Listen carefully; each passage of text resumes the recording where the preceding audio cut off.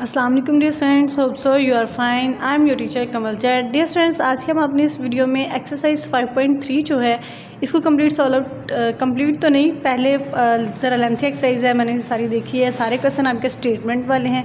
तो इस पार्ट में जो है वो हम 1 to 6 जो क्वेश्चन हैं वो सॉल्व करेंगे, ठीक है। और आगे 7 to 12 जो क्वेश्चन हैं फिर वो मैं नेक्स्ट पार्ट में अपलोड करूँगी।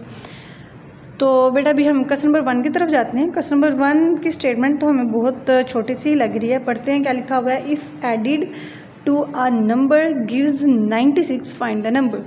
अब देखो स्टेटमेंट बस ये है कि अगर हम 14 को किसी एक नंबर में ऐड करते हैं और वो इक्वल टू 96 आता है, तो आप बताओ फिर वो कौन सा नंबर था जिसमें हमने 14 ऐड किया तो हमारे पास 96 आया।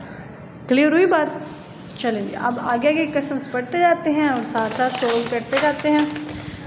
अब क्योंकि पहला क्वेश्चन हमने समझ लिया है, पहले क्वेश्चन में क्या था कि एक नंबर है, लेट कर लिया नंबर जी वो x हो सकता है, और फिर अकॉर्डिंग टू द स्टेटमेंट ये था कि उस नंबर में आपने 14 प्लस करने हैं और वो फिर किसके इक्वल आना चाहिए, वो 96 के इक्वल आना चाहिए।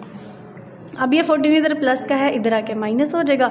96 में से 14 निकालो तो 82 आ गया। तो क्लियर हो गया जी। 82 में से अगर हमें 14 प्लस करते हैं तो वो इक्वल टू किसके आ जाएगा, 96 के। तो सो नंबर इज़ 82।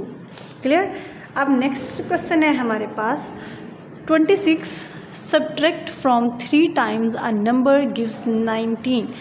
26 को एक जो नंबर है उसको 3 टाइम में से माइनस किया जाए और वो किसके इक्वल आए, 19 के। Find the number. अब आपने वो जो नंबर है वो फाइंड करना है। समझ आई कि एक उन्होंने एग्जैक्ट नहीं बताया कि इसमें से माइनस करो, उन्होंने कहा है एक नंबर के 3 टाइम्स में से माइनस किया जाए तो फिर वो इक्वल टू 19 आएगा।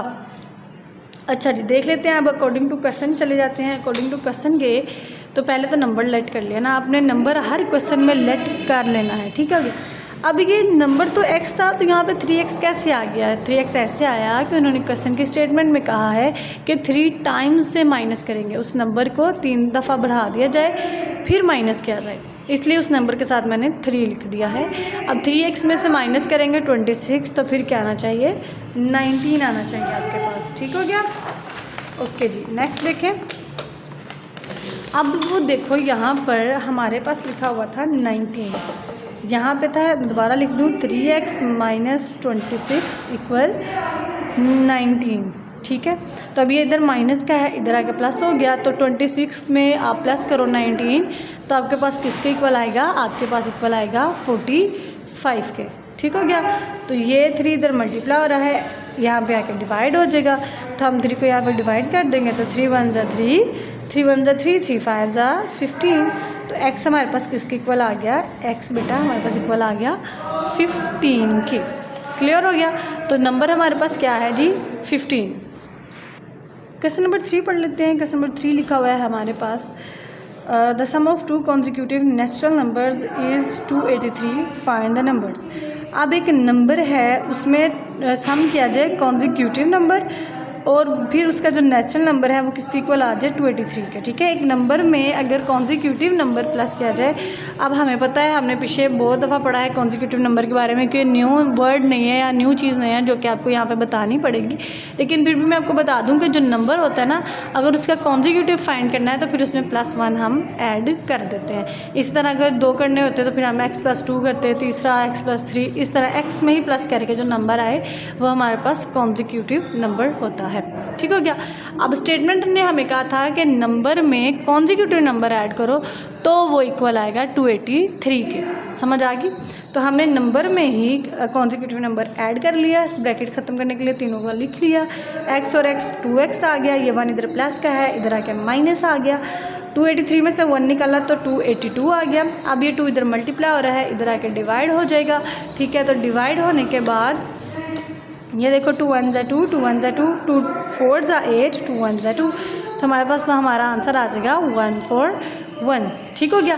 अब ये नंबर आया, ये x आया, तो कॉन्जिक्यूटिव नंबर हमारे पास क्या था, कॉन्जिक्यूटिव नंबर था x + 1।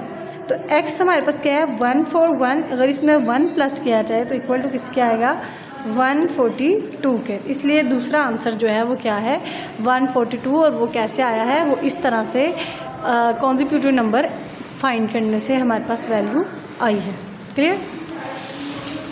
क्वेश्चन नंबर 4 लिखा हुआ है जी हमारे पास, if one natural number is 4 times another and their sum is, अगर एक नेचुरल नंबर है और उसको 4 गुना बढ़ा दिया गया है और उसको प्लस कर दिया गया है 65 में, तो उसका फिर जो आंसर आया है प्लस करने के बाद वो आया है 65। ठीक है, समझ आई। एक नेचुरल नंबर है और वो क्या है, 4 टाइम्स अनदर, उसमें एक 4 दफ़ा नंबर बढ़ा के 4 टाइम्स ज़्यादा नंबर उसमें ऐड किया गया है और फिर वो इक्वल टू आया 65 पे। तो हमने वो जो नंबर बढ़ा दिया गया था या जिसमें प्लस किया गया था वो बताना है फिर वो हमारे पास क्या था। तो हमने एक स्मॉलर नंबर ऐड कर लिया, ठीक है, जो एक 1 टाइम था वो x कर लिया, जो एक 4 टाइम्स था ना वो लार्जर कर लिया, वो मैंने 4 टाइम यानी कि 4x कर लिया। ठीक है, तो अब हम स्टेटमेंट के अकॉर्डिंग टू चलते हैं। तो वहाँ पे था कि उस नंबर में और वो जो 4 टाइम ज़्यादा नंबर हमने लिया था 4 टाइम्स, उसको उन दोनों के सम को अगर हम इक्वल करें तो वो किसके इक्वल आएगा, 65 के। अगर इन दोनों को हम प्लस करते हैं, समझ आई स्टेटमेंट की, कि एक स्मॉलर नंबर और उसका फिर 4 टाइम्स ज़्यादा नंबर लेंगे तो उन दोनों को प्लस किया जाएगा तो वो फिर इक्वल टू आ जाएगा 65 के। क्लियर। अब ये तो स्टेटमेंट हमने बता दिया। अब हमने फाइंड द नंबर करना है, तो 1 और 4 5 आ गया। ठीक है, अब ये 5 इधर मल्टीप्लाई हो रहा है, इधर आके डिवाइड हो जाएगा। 5 1 ज़ा 5, 5 1 ज़ा 5, 1 इधर आ गया, तो 5 3 ज़ा 15। तो x हमारे पास किसके इक्वल आ गया, 13 के। लेकिन ये अभी हमारे पास स्मॉलर नंबर आया है जो कि ये x था। लार्जर नंबर जो 4 टाइम है वो तो हमने फाइंड करना है ना, तो ये हमारे पास x क्या आ गया, 13। अब दूसरी चीज़ थी हमारे पास कि एक हमारे पास 4x भी था, तो x हमारे पास क्या आया है जी, x हमारे पास है 13। तो 4 का मल्टीप्लाई करवा देंगे 13 के साथ, तो आंसर इक्वल टू आ जाएगा 52। ठीक है, तो इसलिए x का आंसर है 13 और 4x का आंसर है 42। क्लियर हुआ। ओके जी, नेक्स्ट है हमारे पास क्वेश्चन नंबर 5। तो क्वेश्चन नंबर 5 में लिखा हुआ है, अच्छा जी, स्टेटमेंट सारी नज़र आ जाती है, इस तरह देख लेते हैं। The length of a rectangle is 4 times the breadth. जो लेंथ है वो 4 गुना ज़्यादा है ब्रेथ से, ठीक है, चौड़ाई से। इफ़ द पैरामीटर इज़ 125, और अगर उसका प्लस करके उसका जो पैरामीटर है वो 125 आता है, तो फिर आप उसकी जो लेंथ और ब्रेथ है वो बताएं। एक तो उन्होंने हमें हिंट बता दिया है कि जो लेंथ है वो 4 गुना ज़्यादा है ब्रेथ से, और एक उसका पैरामीटर 125 है, और आपने सिंपल उसकी लेंथ और ब्रेथ जो है वो फाइंड आउट करनी है। क्लियर। तो अभी हम क्वेश्चन के स्टेटमेंट तो हमने ईजिली समझ ली। ठीक है, अब देखो दोबारा मैं अगर आपको बता दूं कि रेक्टेंगल है, उसकी जो ब्रेथ थी वो x थी, लेकिन जो उसकी लेंथ थी वो 4 गुना ज़्यादा थी ब्रेथ से, इसलिए उसके साथ मैंने जो है वो 4 ऐड किया है। समझ आई 4 क्यों उसके साथ हुआ है, क्योंकि वो 4 टाइम जो थी वो ज़्यादा थी। ओके जी, अब हमें पता है ब्रेथ का पैरामीटर भी हमें गिवन है, तो हम पैरामीटर वाला फॉर्मूला लगाएंगे। फॉर्मूला था हमारे पास P equal to length plus breadth. ठीक है, अब मैंने इसकी क्योंकि सिचुएशन चेंज कर ली, मैंने इसको ये वाला हिस्सा पहले लिख लिया और ये बाद में। तो P की वैल्यू थी 125, वो पुट कर ली, 2 वैसे लिखा रह दिया। लेंथ की वैल्यू थी, उन्होंने हमें बताया हुआ था वो 4 गुना ज़्यादा है, इसलिए वो 4x, और ब्रेथ x आ गई, 4 और 1 5 हो गया, 2 5 ज़ा 10x आ गया, और ये 125 मैंने लिख दिया। अब ये x इधर का इधर ही, ये 10 इधर मल्टीप्लाई और इधर आके डिवाइड हो जाएगा। 125 को 10 पे डिवाइड करो तो आपके पास ये आंसर आ जाएगा 12.5। ठीक है, 12.5 आपके पास आपका आंसर आ गया है। लेकिन ये सिर्फ किसका आया है, ये ब्रेथ था। ये लेंथ फाइंड आउट करने के लिए हमारे पास था 4x इक्वल टू लेंथ। ठीक है, अब x हमें पता है वो क्या है 12.5, तो 4 को हम मल्टीप्लाई करेंगे 12.5 के साथ, तो हमारे पास लेंथ इक्वल टू आ जाएगी 50 मीटर के। 4 को जब 12 के साथ मल्टीप्लाई करोगे 12.5 के साथ, तो आंसर आपके पास आ जाएगा 50 मीटर। क्लियर हो गया। चलेंगे अभी हम जो है अपनी वीडियो का लास्ट क्वेश्चन देख लेते हैं, क्वेश्चन नंबर 6। क्वेश्चन नंबर 6 में लिखा हुआ है, in a school the number of female teachers in 11 more than the number of male teachers. अब इसका ये मतलब हुआ कि एक स्कूल है और उसमें सिर्फ 11 टीचर नहीं है, 11 ज़्यादा है मेल टीचर्स। अब हमें नहीं पता मेल कितने हैं और फीमेल कितने हैं, बस उन्होंने ये बता दिया है कि फ़ीमेल की जो क्वांटिटी है वो 11 ज़्यादा है। ठीक है, अब फॉर एग्जांपल उन्होंने काउंट किया मेल और फीमेल, उन्होंने बता दिया जी जो फीमेल टीचर है ना वो 11 ज़्यादा है मेल से। ठीक है, ये नहीं बताया कि मेल कितने हैं और फीमेल कितने हैं।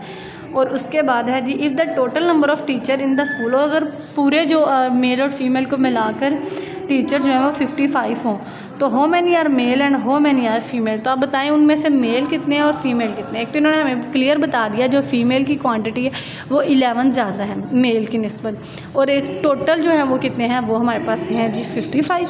तो अब सिंपल हमने ये बताना है जी मेल कितने हैं और फीमेल कितने हैं। और जो चीज़ें हमें गिवन थी वो मैंने सारी लिख ली कि मेल टीचर x हैं और फीमेल टीचर x + 11 है। अब ये x + 11 क्यों आई, क्योंकि एक तो ये फीमेल होगी और उसमें हमने 11 मोर ऐड करनी है ना, मेल से वो 11 ज़्यादा है, इसलिए हमने उसमें जो है वो 11 प्लस करना है। अब हम स्टेटमेंट के थ्रू चलते हैं कि दोनों को अगर प्लस किया जाए ना, मेल को और फीमेल को, तो वो इक्वल टू आ रहा है 55 के। तो ये मेल हो गया, ये फीमेल हो गया, इन दोनों का हमने अब प्लस कर लिया।